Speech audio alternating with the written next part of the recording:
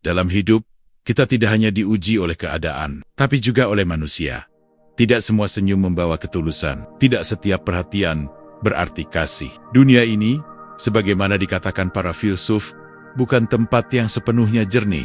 Ada kepentingan, ada bayang-bayang niat tersembunyi, dan di dalamnya kita harus berjalan dengan hati yang terbuka, namun mata yang waspada.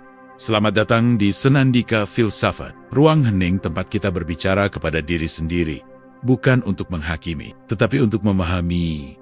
Hari ini, kita akan merenungkan satu tema yang sering terlupakan, cara mengenali orang jahat, bukan dari wajahnya, bukan dari kata-katanya, tapi dari jejak yang ia tinggalkan dalam batin kita.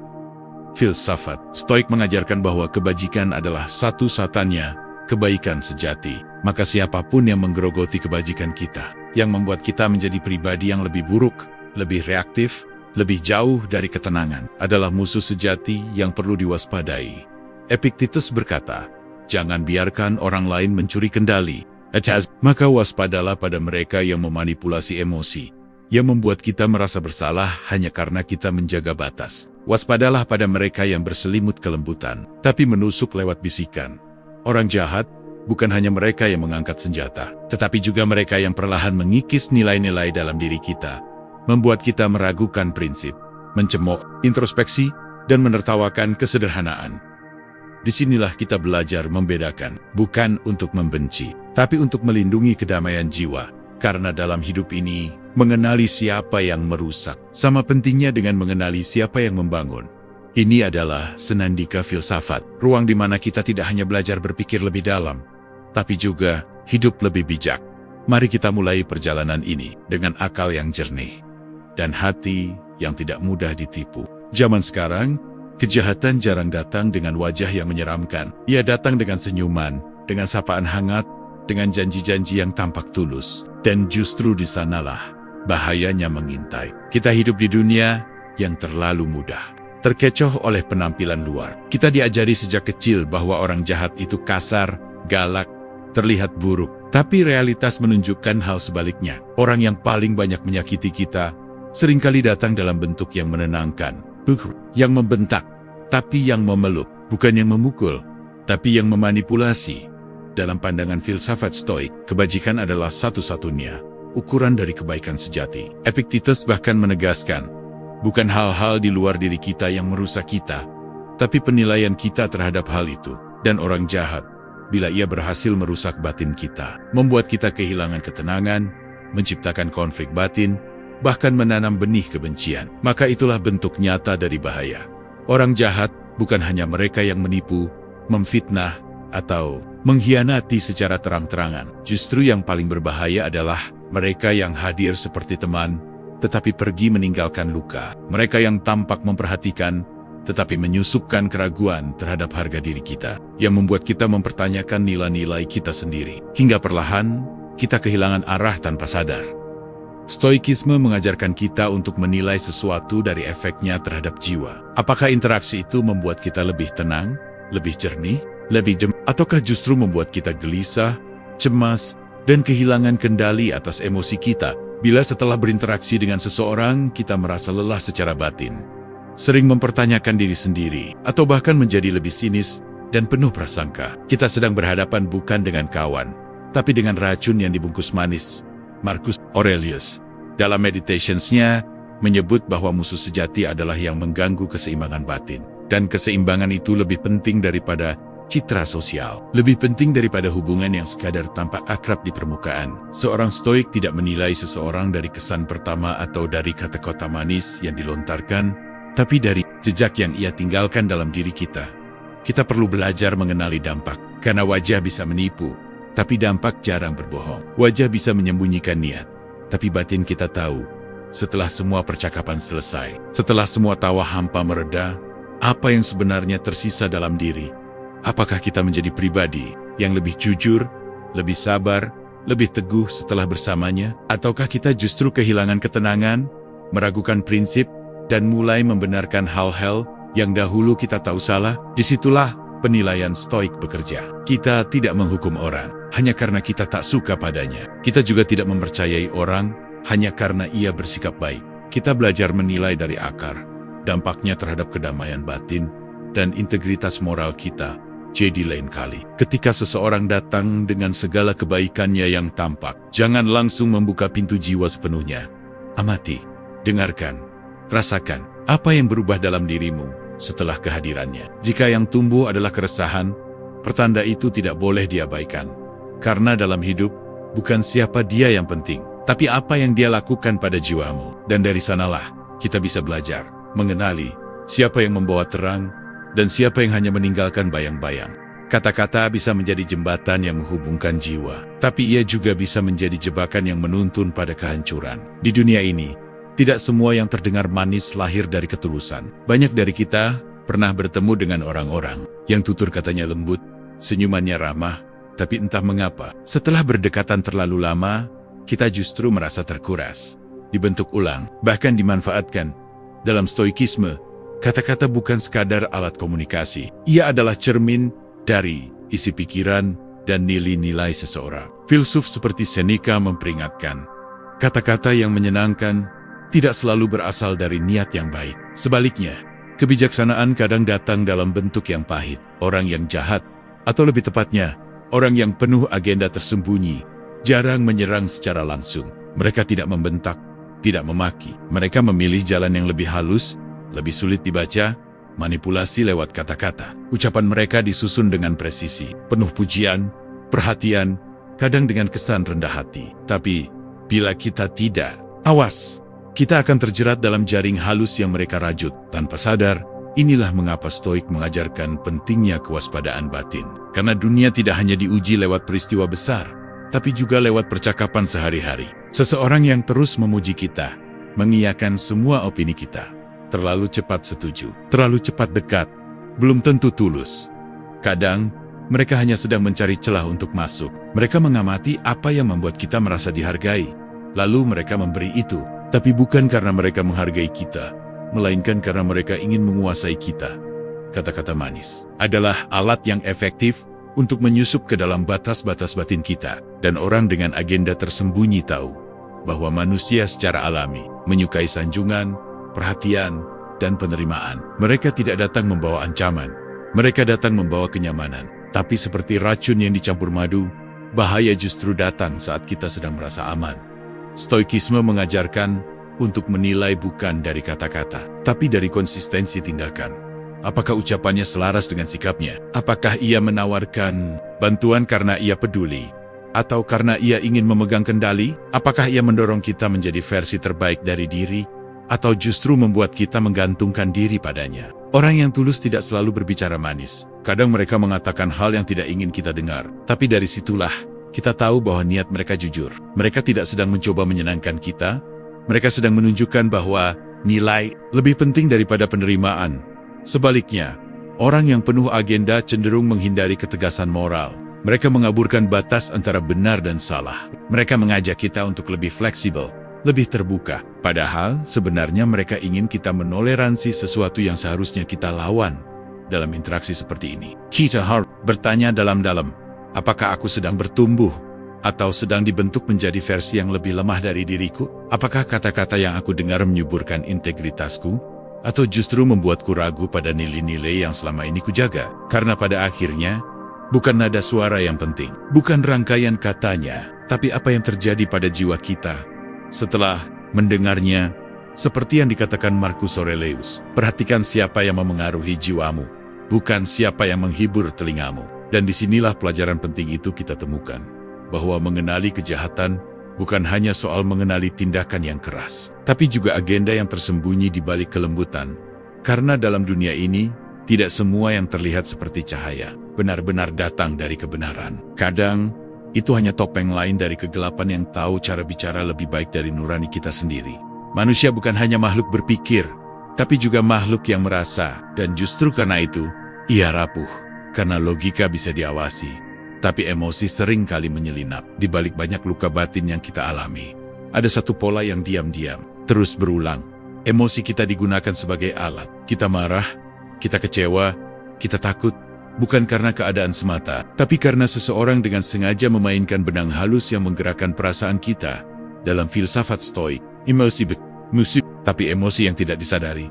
Itulah ancaman. Marcus Aurelius pernah menulis bahwa kita harus menjaga diri dari kemarahan dan kegembiraan yang berlebihan. Karena di titik itu, kita menjadi rentan dan orang jahat, orang dengan agenda tersembunyi, tahu persis di mana titik-titik rapuh kita berada. Mereka tidak menyerang secara fisik, tidak pula merusak secara terang-terangan. Mereka cukup menyentuh titik emosi kita. Sedikit saja. Mereka tahu bahwa ketika kita marah, kita akan kehilangan kendali. Ketika kita merasa bersalah, kita akan mudah dipengaruhi. Ketika kita merasa takut, kita akan menyerah. Bahkan pada hal-hal yang kita tahu tidak benar. Inilah bentuk manipulasi yang paling halus. Menggiring emosi untuk mengendalikan tindakan. Contohnya, seseorang yang selalu membuat kita merasa bersalah. Bila kita tidak menuruti kehendaknya, ia tak pernah memaksa, tapi selalu menunjukkan ekspresi kecewa yang seolah menyatakan bahwa kita adalah orang buruk karena memilih jalan sendiri, atau orang yang membuat kita takut kehilangan sehingga kita bertahan dalam hubungan yang sebenarnya sudah tidak sehat, atau mereka yang memancing kemarahan, lalu berkata, "Lihat, kamu memang temperamental." Dan pada titik itu, kita mulai bertanya-tanya pada diri sendiri, mulai meragukan prinsip kita sendiri. Padahal yang sedang terjadi adalah emosi kita sedang dieksploitasi. Stoikisme mengajak kita untuk memegang kendali atas batin, untuk menguasai emosi, bukan mengabaikannya, karena emosi itu nyata. Tapi tidak semua emosi harus ditaati. Orang yang tidak bertanggung jawab sering menyulut emosi hanya untuk melemahkan nalar, dan ketika nalar lumpuh, mereka masuk dan menancapkan pengaruh. Epictetus pernah berkata, "Jika seseorang membuatmu marah, ketahuilah bahwa kamu telah menyerahkan kendali atas jiwamu." Dan inilah esensi dari kejahatan terselubung. Bukan membuat kita hancur secara kasat mata, tetapi membuat kita tidak lagi menjadi diri kita sendiri. Setiap manusia punya titik emosional, dan itu bukan kelemahan, itu bagian dari kemanusiaan, tapi titik itu harus dijaga, harus dikenali, karena siapapun yang ingin menguasai kita akan mencari pintu masuknya melalui sana, bukan lewat logika, tapi lewat rasa. Maka, waspadalah pada orang-orang yang membuat kita terlalu sering merasa bersalah, marah, cemas, atau tidak cukup baik, bukan karena kita harus menjauhi semua konflik, tetapi karena konflik yang berulang tanpa arah seringkali adalah hasil dari manipulasi, bukan dari kejujuran, dan dalam kehidupan yang ingin tenang. Orang-orang seperti itu adalah penghalang, bukan karena mereka kasar, tapi karena mereka pandai memainkan emosi kita untuk keuntungan mereka sendiri, pandai berpura-pura menjadi korban, agar kita yang akhirnya merasa berdosa, pandai menjadi penyelamat, agar kita lupa bahwa mereka juga pelaku. Dalam dunia stoik, keteguhan adalah kebajikan, dan keteguhan tidak mungkin hadir bila emosi kita dikuasai oleh orang lain. Maka pertahanan pertama adalah kesadaran bahwa tidak semua rasa bersalah itu valid, tidak semua kemarahan itu murni, dan tidak semua rasa takut harus dipatuhi. Disinilah pertarungan sejati terjadi, bukan di luar, tapi di dalam, antara emosi yang sedang dibakar dan jiwa yang ingin tetap tenang. Karena orang jahat tidak selalu datang dengan kekerasan. Mereka bisa datang dengan kelembutan, lalu menyalakan bara kecil di dalam hati kita. Bara yang perlahan menjalar, hingga suatu hari kita sadar kita telah terbakar oleh emosi kita sendiri yang mereka nyalakan. Ada rasa bersalah yang lahir dari nurani, dan ada pula yang ditanamkan untuk mengendalikan kita. Yang pertama membentuk karakter, yang kedua menghancurkannya dalam kehidupan sehari-hari. Rasa bersalah sering dianggap sebagai tanda bahwa kita manusia yang bermoral, dan memang benar. Perasaan bersalah bisa menjadi cermin bahwa kita punya hati yang hidup. Tapi bagaimana jika cermin itu dipelintir? Bagaimana jika rasa bersalah yang seharusnya menjadi alat untuk introspeksi malah digunakan oleh orang lain untuk membuat kita tunduk? Inilah bentuk manipulasi yang paling halus, paling licin, dan paling susah dikenali. Mengendalikan seseorang bukan dengan ancaman, tapi dengan rasa bersalah yang dipicu secara halus dan terus-menerus. Filsafat Stoik tidak melarang kita merasa bersalah, tapi ia mengajarkan bahwa emosi, termasuk rasa bersalah, harus tunduk pada akal sehat. Epictetus mengingatkan bahwa kita hanya boleh merasa terganggu oleh hal-hal yang benar-benar ada dalam kendali moral kita. Jika kita merasa bersalah hanya karena berkata tidak pada sesuatu yang melanggar prinsip hidup kita, maka itu bukan rasa bersalah yang sehat. Itu adalah hasil manipulasi. Orang-orang yang memanfaatkan rasa bersalah tahu persis kelemahan kita, keinginan untuk menjadi orang baik. Mereka tahu bahwa kita tidak ingin menyakiti tidak ingin mengecewakan, tidak ingin dianggap egois, maka mereka menyusup dari sana dengan kalimat-kalimat seperti, "Aku kira kamu berbeda. Kalau kamu benar-benar peduli, kamu pasti mau." Ya sudah, aku biasa kecewa. Kamu berubah sejak dekat dengan orang itu. Kalimat-kalimat ini tidak terdengar seperti serangan, tapi sesungguhnya itu adalah senjata psikologis. Mereka tidak berkata, "Kamu salah," tapi mereka menanamkan pertanyaan dalam benak kita. Jangan-jangan aku memang salah? Inilah kejahatan dalam bentuk yang paling halus, membuat kita meragukan nurani sendiri. Filsuf Marcus Aurelius mengingatkan dalam Meditations bahwa seseorang hanya boleh menyesali sesuatu jika ia melanggar kodrat rasional dan moralnya. Jadi, jika kita tidak melanggar prinsip, jika kita tetap menjaga integritas, maka rasa bersalah yang muncul bukan berasal dari kesalahan kita, tapi dari niat orang lain untuk mengendalikan batas kita. Orang yang memanipulasi rasa bersalah ingin kita terus merasa berutang, padahal kita tidak pernah berjanji apa-apa. Mereka ingin kita terus membuktikan kasih sayang, padahal yang tulus tak butuh pembuktian. Mereka ingin kita selalu merasa kurang, agar mereka bisa terus merasa lebih. Mereka tidak menyerang dari luar, mereka membocorkan pertahanan dari dalam. Dan ketika itu terjadi, kita mulai berubah. Kita mengiyakan sesuatu yang dulu kita tolak. Kita menoleransi sesuatu yang dulu kita anggap merusak. Kita diam pada hal yang dulu kita perjuangkan. Semuanya karena tidak ingin merasa bersalah. Di titik inilah stoikisme menjadi penting. Ia mengajarkan ketegasan batin, bahwa kadang untuk menjaga diri, kita harus rela tidak disukai. Bahwa menolak dimanfaatkan bukanlah tindakan egois. Itu tindakan menjaga martabat. Bahwa seseorang yang membuat kita merasa bersalah hanya karena kita mempertahankan batas, bukanlah teman. Ia sedang memperalat rasa tanggung jawab kita untuk memenuhi keinginannya sendiri. Rasa bersalah seharusnya mengarahkan kita pada pertumbuhan, bukan pada kepatuhan buta. Karena ketika rasa bersalah dijadikan tali kekang, maka kebebasan batin kita sudah bukan milik kita lagi. Dan jiwa yang tidak bebas tidak akan pernah benar-benar tenang. Jadi pertanyaannya bukan, apakah aku merasa bersalah? Tapi, apakah aku memang bersalah? Dan bila jawabannya tidak, maka berdirilah teguh. Karena yang mencoba menanamkan rasa bersalah palsu, sebenarnya sedang menunjukkan bahwa ia tak sanggup menang lewat kebenaran. Kedamaian batin adalah tanah subur bagi kebijaksanaan. Tapi sebagaimana tanaman tak tumbuh di tanah yang terus diguncang, jiwa pun tak bisa bertumbuh di tengah kekacauan yang diciptakan sengaja. Tidak semua kekacauan datang dari keadaan. Kadang, kekacauan itu dibawa oleh seseorang, bukan dalam bentuk badai besar yang merusak seketika, tapi seperti angin kecil yang tak terlihat, datang pelan, namun terus-menerus mengguncang ketenangan dalam hidup kita. Dalam stoikisme, ketenangan, ataraksia, adalah bentuk kebajikan batin. Ia bukan berarti hidup yang tanpa masalah, tapi jiwa yang mampu tetap teguh meski masalah datang silih berganti. Namun ada satu jenis ujian yang sangat menguras keteguhan ini. Kehadiran seseorang yang hidupnya selalu dikelilingi oleh drama dan memilih menyeret kita masuk ke dalamnya. Orang seperti ini tidak bahagia bila segalanya tenang. Mereka tidak nyaman bila semua berjalan tertib. Entah sadar atau tidak, mereka terbiasa menciptakan konflik, memperbesar kesalahpahaman, memperkeruh air yang sebenarnya jernih. Dan yang lebih berbahaya, mereka seringkali berhasil membingkai kekacauan itu, siulolala kita yang salah mengartikan semuanya. Mereka datang membawa cerita yang setengah benar, setengah dusta, menyebarkan bisikan yang meragukan, membawa satu masalah kecil, lalu menghembuskannya menjadi badai emosi. Mereka tahu bagaimana menciptakan ketegangan di antara orang lain, lalu tampil siolala sebagai penengah. Padahal merekalah sumber utama dari kegaduhan itu.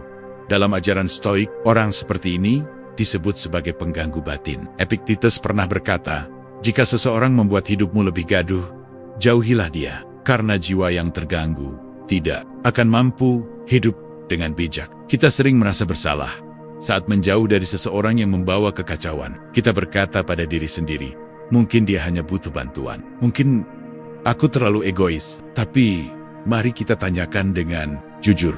Sudah berapa kali kita mencoba membantu, namun justru kita yang terluka? Sudah berapa kali kita mencoba memahami, namun justru kita yang disalahkan? Ada orang-orang yang tidak ingin disembuhkan karena mereka menyukai perhatian yang datang dari luka. Ada pula yang tak ingin kedamaian karena drama membuat mereka merasa penting. Dan dalam hubungan seperti ini, kita perlahan berubah. dari seseorang yang damai menjadi seseorang yang gelisah, dari seseorang yang bijak menjadi seseorang yang reaktif. Marcus Aurelius mengingatkan bahwa kita harus membedakan antara hal yang berada dalam kendali kita dan yang tidak, dan kekacauan yang ditaburkan orang lain adalah sesuatu yang tidak wajib kita tanggung. Kita tidak bertanggung jawab atas kebisingan batin orang lain, terlebih jika mereka terus memilih untuk hidup di dalamnya. Orang yang menabur kekacauan seringkali menyamarkannya sebagai kejujuran, aku hanya ingin terbuka, atau sebagai kepedulian, aku cuma tidak ingin kamu dibohongi. Tapi pada akhirnya, bila setelah pertemuan dengannya yang tersisa hanyalah kegelisahan, kecurigaan, dan ketegangan antar hubungan, maka kita tahu, itu bukan keterbukaan, iftirak yang dibungkus dengan narasi kepedulian. Kita punya hak untuk memilih kedamaian. Kita punya kewajiban terhadap diri sendiri untuk menjaga ruang batin dari gangguan yang tidak perlu. Filsafat mengajarkan, jika seseorang terus membuat batin kita ribut, mungkin dia tidak sedang berbagi beban, tapi sedang membagikan beban yang tak pernah ia mau tanggung sendiri. Jadi, tidak semua yang datang menceritakan luka layak mendapatkan tempat dalam rumah batin kita. Tidak semua yang tampak seperti korban benar-benar tidak bersalah. Kadang, mereka adalah aktor yang menyulut api, lalu berdiri sebagai penonton ketika rumah kita terbakar. Dan bila begitu keadaannya, mundur bukan kelemahan, diam bukan pelarian, menjauh bukan bentuk kebencian. Itu adalah tindakan paling stoik, melindungi jiwa. Sebelum suara hati sendiri tak lagi terdengar di tengah gaduhnya drama orang lain. Kebohongan paling halus bukanlah yang diucapkan, tapi yang disembunyikan dalam perilaku. Di dunia yang semakin penuh pencitraan, kata-kata seringkali dipoles sedemikian rupa hingga terdengar sempurna. Banyak orang belajar berbicara dengan manis, tahu bagaimana menyusun kalimat yang menyentuh hati, yang terdengar bijak, bahkan filosofis. Tapi stoikisme tidak pernah menilai manusia dari seberapa hebat ia berbicara. Dalam stoikisme, yang diuji adalah keselarasan antara apa yang diucapkan dan apa yang dijalani. Orang jahat, atau lebih tepatnya, orang yang merusak secara diam-diam, jarang menunjukkan wajah aslinya lewat kata-kata. Mereka pandai memilih diksi. Mereka tahu bagaimana terdengar seperti orang yang bijak, penyayang, bahkan berprinsip. Tapi jika kita perhatikan lebih dalam, ucapan mereka tidak selaras dengan tindakan mereka. Mereka bicara tentang kejujuran, tapi diam-diam memanipulasi. Mereka menuntut kesetiaan, tapi menyimpan cadangan. Mereka berkata ingin kedamaian, tapi menciptakan konflik. Mereka mengaku terbuka, tapi menyembunyikan hal-hal penting. Dan ironisnya, mereka bisa menyampaikan semua itu dengan bahasa yang terlihat sangat meyakinkan. Inilah yang dalam stoikisme disebut sebagai bentuk keburukan tersembunyi, hypocrisy. Sebuah tindakan yang merusak kepercayaan, bukan karena kerasnya tindakan, tapi karena kontradiksi antara kata dan sikap. Marcus Aurelius dalam Meditations menyebutkan, lihatlah hidup seseorang, bukan kata-katanya. Karena kehidupan adalah ujian utama karakter, bukan retorika. Orang bijak tidak butuh banyak bicara, karena hidupnya sendiri sudah menjadi bukti. Tapi orang yang ingin dikagumi tanpa nilai akan selalu bersembunyi di balik kata-kata. Masalahnya, kita sering terpesona oleh kata-kata terlebih dahulu. Kita ingin percaya, kita ingin berpikir bahwa mereka sungguh seperti yang mereka katakan. Kita menunda kecurigaan, bahkan ketika kenyataan menunjukkan sebaliknya. Kita melihat seseorang berkata bahwa dia menghargai kejujuran, tapi kita menangkapnya berkata buruk di belakang orang yang ia puji di depan. Kita melihat seseorang berkata bahwa dia ingin hubungan yang sehat, tapi terus mengulangi pola toksik yang sama. Kita mendengar mereka berbicara tentang tanggung jawab, tapi menghindar setiap kali diminta untuk benar-benar hadir. Dan saat kita mempertanyakan ketidaksesuaian itu, mereka sering membela diri dengan retorika lain. Aku cuma manusia biasa. Atau lebih manipulatif lagi, kamu terlalu cepat menilai. Padahal, yang kita nilai bukan hal sepele. Kita menilai ketidakkonsistenan antara apa yang dikatakan dan dijalankan. Dalam pandangan stoik, karakter seseorang tidak bisa dibangun dari citra. Ia dibentuk dari konsistensi. Seneca bahkan berkata, hidup yang baik adalah hidup yang satu. Ucapan dan perbuatan tidak bertentangan. Maka ketika seseorang terlalu sering mengatakan sesuatu yang luhur, namun hidupnya tidak mencerminkan itu, kita perlu bertanya, bukan kepada mereka, tapi kepada diri kita sendiri. Mengapa aku terus mempercayai narasi, bukan bukti? Ketidakkonsistenan bukan hanya kelemahan, ia bisa menjadi alat untuk memanipulasi. Karena selama seseorang terus berhasil meyakinkan kita lewat kata-kata, Ia tidak perlu berubah dalam perilaku. Ia hanya perlu terus berkata apa yang ingin kita dengar. Dan itulah mengapa filsafat mengajarkan ketegasan berpikir bahwa ucapan yang indah tanpa tindakan yang setia pada ucapan itu bukanlah kebaikan. Itu hanya ilusi. Kita tidak sedang mencari orang sempurna. Kita hanya butuh orang yang tulus antara apa yang ia yakini, ia katakan, dan ia jalani. Karena di sanalah lahir kepercayaan sejati. Jadi lain kali, kita bertemu dengan seseorang yang berbicara tentang kebajikan, jangan langsung terpesona. Lihat bagaimana ia bertindak dalam situasi sulit. Lihat bagaimana ia memperlakukan orang ketika tidak sedang dilihat. Lihat apakah ia hidup sebagaimana ia bicara. Karena pada akhirnya, bukan suara yang membuat orang mulia, tapi diam-diamnya perbuatan yang sejalan dengan ucapannya. Nilai hidup bukan hanya gagasan. Ia adalah pilar yang menopang keberadaan kita. Maka siapapun yang mencemooh nilai itu, sedang menggoyahkan fondasi jiwamu. Di dunia yang semakin keras dan bising ini, menjaga nilai hidup seperti menjaga cahaya lilin di tengah badai. Tidak semua orang akan menghargai apa yang kamu yakini. Bahkan, ada yang tidak hanya berbeda pandangan, tetapi merasa perlu menggalak-galak prinsip hidupmu. Seolah nilai yang kamu pegang adalah bentuk kelemahan, bukan kekuatan.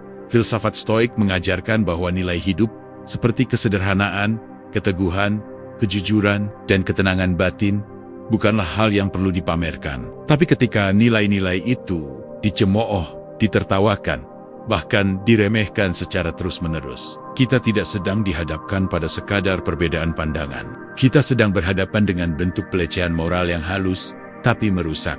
Orang seperti ini tidak selalu menyerang langsung. Mereka bisa saja melakukannya dengan tawa kecil, komentar sarkastik, atau kalimat ringan yang terkesan bercanda. Kamu terlalu serius hidup.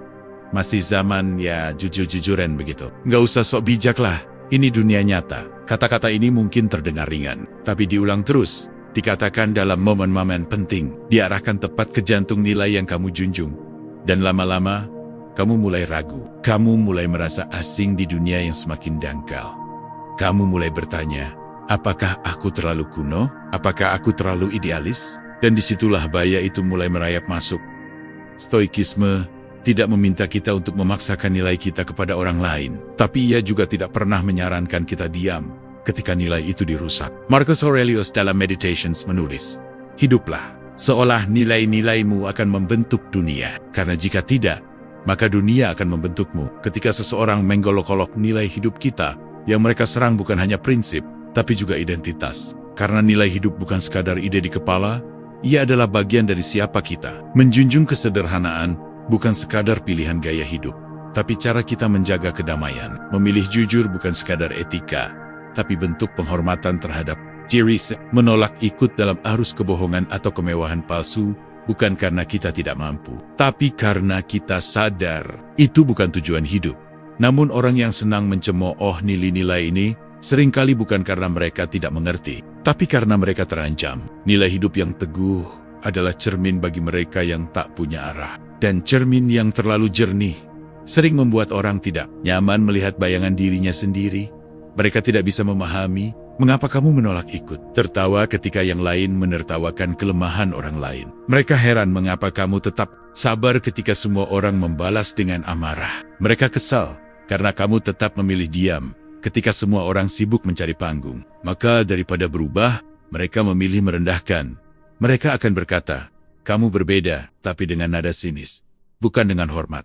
Di titik ini, kamu harus teguh. Karena kalau kamu terus bersama mereka, kamu akan mulai kehilangan suara hatimu sendiri, dan perlahan, kamu akan mulai ikut menertawakan apa yang dulu kamu jaga.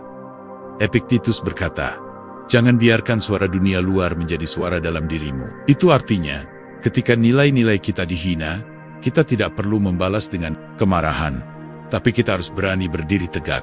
Karena yang dipertaruhkan bukan harga diri sesaat, tapi kemurnian jiwa jangka panjang. Orang yang menggolok-golok nilai hidupmu tidak layak memimpin arah hidupmu. Karena arah hidup bukan ditentukan oleh suara terbanyak, tapi oleh keteguhan terhadap apa yang benar. Bahkan ketika kita berjalan sendirian, dan di dunia yang semakin banyak menertawakan kebaikan, orang yang tetap teguh pada nilai adalah bentuk perlawanan paling sunyi, tapi paling mulia. Ada kebaikan yang jujur, dan ada kebaikan yang penuh perhitungan. Yang pertama berasal dari hati. Yang kedua, berasal dari niat untuk mengambil sesuatu. Dalam perjalanan hidup, kita pasti pernah bertemu orang yang bersikap sangat baik, hangat, dan tampak perhatian saat mereka sedang butuh sesuatu dari kita. Mereka datang membawa senyuman, kata-kata manis, bahkan so akrab, padahal sebelumnya nyaris tidak pernah hadir. Tapi setelah kebutuhan mereka terpenuhi, atau ketika kita tidak lagi memberi manfaat, tiba-tiba mereka menjauh, menghilang, bahkan berubah dingin. Kebaikan mereka bersifat sementara, fungsional. Mereka baik selama ada yang bisa dimanfaatkan, dan saat manfaat itu tak lagi tersedia, keberadaan kita pun tak lagi penting. Inilah yang disebut oleh banyak filsuf stoik sebagai bentuk relasi yang tidak tulus secara moral, relasi yang dibangun bukan atas dasar nilai, tapi atas dasar keuntungan sepihak. Marcus Aurelius menyebut bahwa manusia sejati adalah mereka yang hadir bukan karena untung rugi, tetapi karena menjalani hidup sebagai makhluk rasional dan sosial. Artinya, kita hadir bukan untuk menggunakan, tapi untuk berbagi nilai. Orang yang bersikap baik hanya saat mereka butuh adalah mereka yang tidak melihat kita sebagai pribadi, melainkan sebagai alat. Dan alat, sebagaimana benda, hanya dipakai saat diperlukan lalu disimpan, bahkan dilupakan. Hubungan semacam ini merusak, bukan karena kehilangan relasi itu sendiri, tetapi karena ia membuat kita meragukan nilai kebaikan. Kita jadi bertanya-tanya, apakah semua kebaikan palsu? Apakah semua perhatian ada maksudnya? Kita mulai mencurigai ketulusan. Dan itulah luka paling dalam. Ketika hati yang dulu terbuka perlahan menjadi curiga, filsafat stoik menyarankan kita untuk tidak melabelkan nilai relasi yang bersifat transaksional. Epictetus mengingatkan bahwa kita harus mampu membedakan antara hal-hal yang berada dalam kuasa kita dan yang tidak. Sikap orang lain berada di luar kuasa kita, tapi tanggapan kita terhadap sikap itu sepenuhnya milik kita. Maka, jika kita diperlakukan sebagai batu, loncatan, bukan berarti kita gagal sebagai manusia. Justru itu adalah ujian untuk tetap teguh pada prinsip.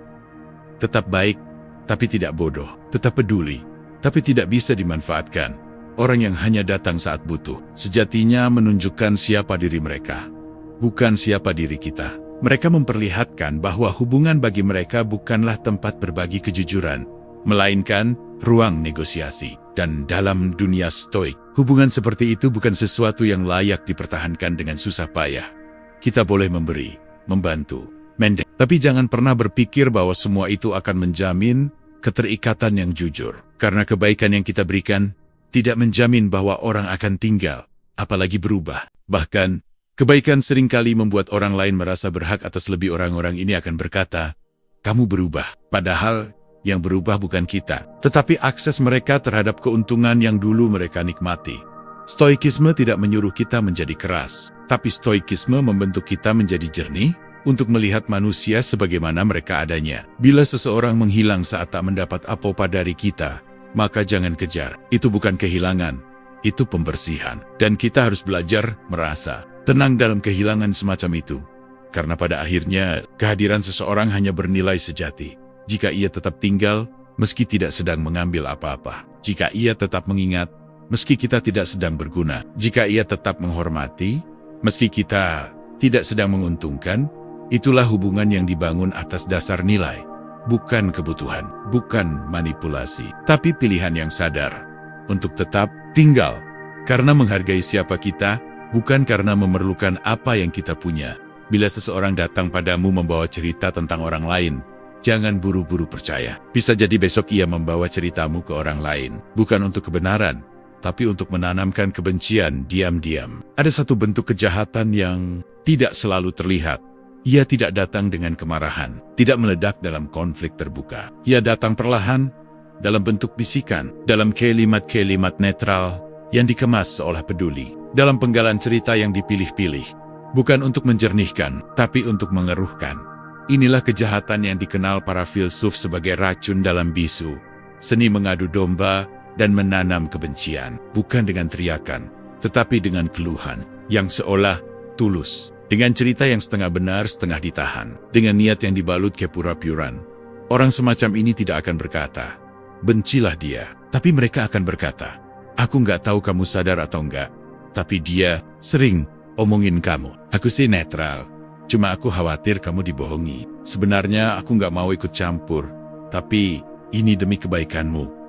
Kalimat-kalimat itu terdengar bijak, tapi jika ditelaah lebih dalam, mereka bukan sedang memperbaiki hubungan. Mereka sedang membelah kepercayaan.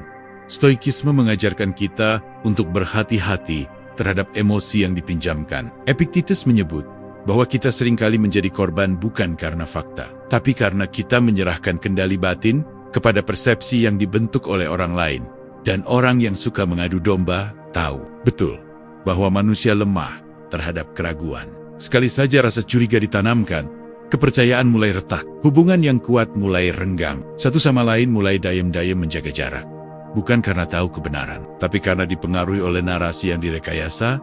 Orang yang menanam kebencian tidak akan terlihat agresif.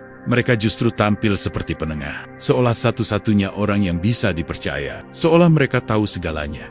Dan hanya mereka yang tahu yang sebenarnya. Dan kita, tanpa sadar, menjadikan mereka pusat informasi, padahal mereka adalah arsitek dari konflik yang sedang mereka nikmati. Filsuf Seneca menekankan pentingnya menjaga batin dari pengaruh luar yang merusak integritas kita. Dan dalam konteks sosial, pengaruh itu seringkali datang bukan dari lawan yang jelas, tetapi dari orang yang mengaku teman. Mereka tak pernah menyuruh kita menyerang. Mereka hanya menempatkan kita dalam posisi bertanya, apakah dia benar-benar tulus? Kenapa aku tidak pernah tahu soal itu? Jangan-jangan selama ini aku dibohongi? Begitulah kebencian tumbuh. Bukan dari kenyataan, tapi dari keraguan. Dan saat kita mulai ragu, kita mulai menjauh. Kita mulai berubah. Kita mulai memperlakukan orang lain dengan kehati-hatian yang dingin. Padahal, tidak ada yang berubah dari mereka. Yang berubah adalah persepsi kita yang telah diracuni. Stoikisme meminta kita untuk menyelidiki sumber segala emosi kita. Bila kemarahan muncul, tanyakan, apakah ini karena kebenaran atau karena pengaruh pihak ketiga? Bila kebencian muncul, pertanyakan, apa bukti nyata dari sikap yang kutuduhkan? Orang yang gemar mengadu domba akan panik bila kita mulai berpikir sendiri. Karena mereka hidup dari reaksi spontan. Mereka tumbuh subur dalam keributan. Mereka ingin dilihat sebagai korban, sambil mendorong orang lain saling menyerang. Sementara mereka sendiri berdiri di tengah, bersih, dan tampak netral. Inilah kejahatan yang paling sulit dibuktikan, tapi paling sering merusak. Dan bila kita tidak hati-hati, kita bukan hanya menjadi korban, tapi juga menjadi pelaku berikutnya. Karena racun itu menular. Setelah kita terpengaruh, kita pun mulai menceritakan hal yang belum tentu benar, dengan keyakinan bahwa kita sedang menyelamatkan seseorang. Padahal yang sebenarnya kita lakukan adalah mewariskan luka yang tak kita pahami asalnya. Maka jika ada seseorang yang terlalu sering membicarakan orang lain kepadamu, jangan lihat mereka sebagai informan. Lihat mereka sebagai peringatan, karena seperti kata bijak, yang datang padamu membawa racun, akan pergi darimu meninggalkan kehancuran. Dan dalam dunia stoik, kebaikan bukan hanya tidak membalas kejahatan, tapi juga tidak membiarkan diri dijadikan alat untuk menyebarkannya. Bahaya terbesar bukan ketika kita kehilangan orang lain, tapi ketika kita kehilangan diri kita sendiri tanpa sadar. Ada satu jenis kejahatan yang begitu halus, begitu lambat, hingga kita tidak menyadari bahwa kita sedang dilukai. Kita tidak sadar, karena yang mereka hancurkan bukan tubuh kita, bukan harta kita, tapi sesuatu yang jauh lebih berharga, karakter kita.